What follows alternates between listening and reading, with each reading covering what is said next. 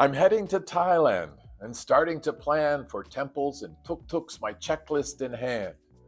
Before I go places, there's a list I check twice, and it makes my travel a lot more nice.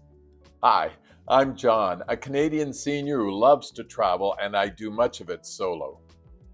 Over the past few months, I've made several videos about the things I do when I'm planning a trip. But sometimes it's nice to just run through the list fast and practical to remind myself and maybe to help you too.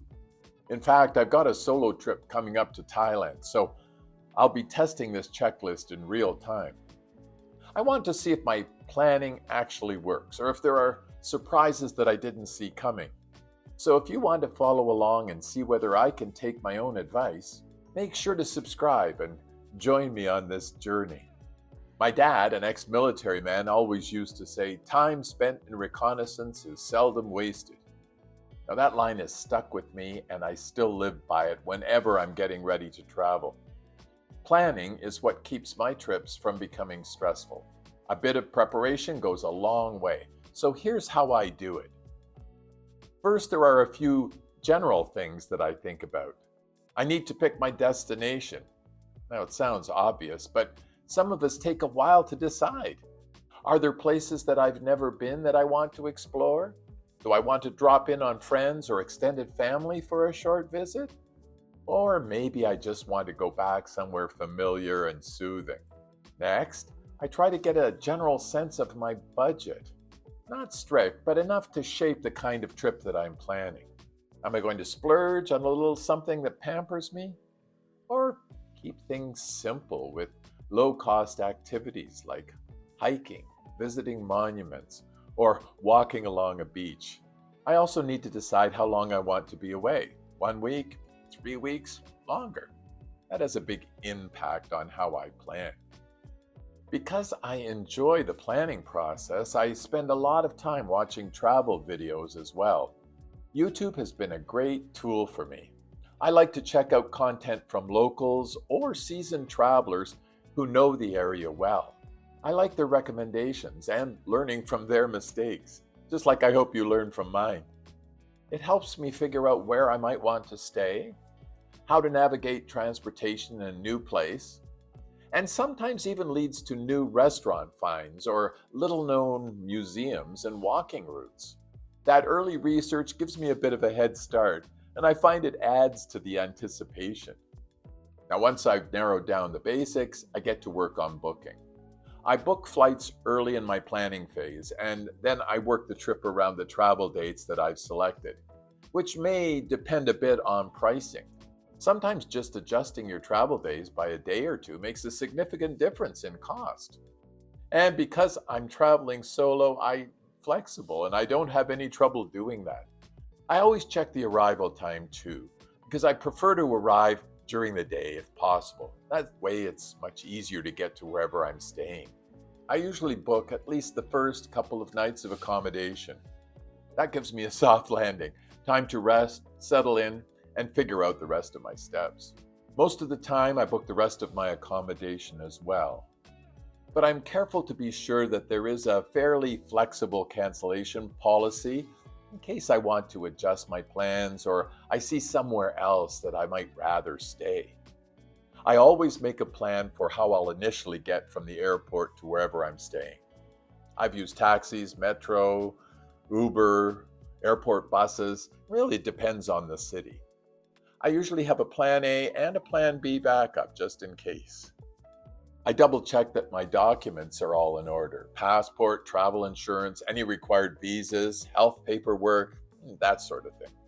And I leave a copy of the itinerary and my ID with someone back home. And I carry a printed copy with me too.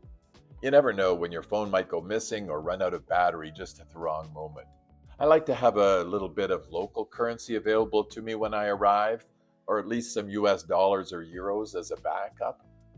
I try to get that at a currency exchange at home before I travel, as I don't want to be trying to find an ATM at the arrival airport where fees are always expensive and the exchange rate may just not be favorable. I use credit cards most of the time, but I've learned that not every shop or market accepts them. especially if I'm buying from a small vendor or grabbing street food. Having a bit of local cash avoids unnecessary stress. I try to pack light, really light.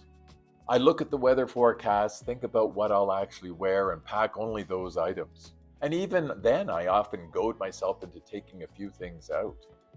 Dressing in layers gives the most flexibility as you can adjust to unexpected cool weather by throwing on an extra layer. I avoid bulky sweaters and jackets and multiple pairs of shoes as they just take up space and weight. If I forget something, well, I can always buy it when I get there. I'd much rather travel light and then pick up something that I might need than haul around a heavy suitcase full of just in case items that I'll never use. I make sure that I pack my necessary chargers and especially a portable power bank for the plane or for a long day out. I don't want to run out of battery on my phone when I'm out taking photos. If I'm somewhere with different electrical plugs, well, I remember to take an adapter as well. Before I go, I usually download a couple of movies or podcasts. If I'm stuck waiting at an airport or riding on a long ferry, it makes the time pass more quickly.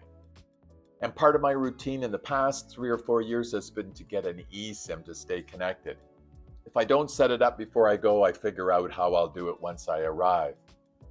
Having access to maps, translation, and messaging makes a big difference, especially traveling on my own.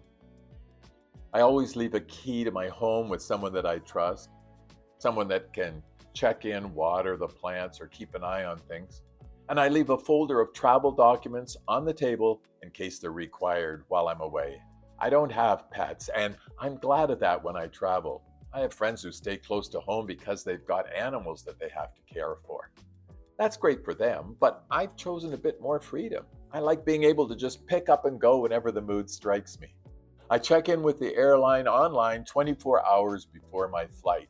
That's the best time to see if I can move to a better seat. Ideally for me, an aisle seat so I can stretch my legs a bit more during the flight. It also guarantees that I have my boarding pass and a seat assignment so that I'm less likely to get bumped if the flight's overbooked and I've waited until I arrive at the airport to check in. A day or two before I go, I check a final to-do list. Turn down the thermostat, empty the fridge, pack any meds that I need, that kind of thing. Writing it down keeps me from that nagging feeling, did I forget something? This is the checklist that I rely on before every trip. Just a few simple reminders that help me stay focused, avoid last-minute stress, and travel with a little more peace of mind. When I've checked everything off, I can lock the door behind me knowing that I've got a plan in place. From that moment on, my job is simple. Enjoy the journey. If this has helped you to plan or just reminded you of something that you've forgotten, please feel free to like, subscribe, or share it with someone planning their own trip. Thanks for watching. Safe travels. See you next time.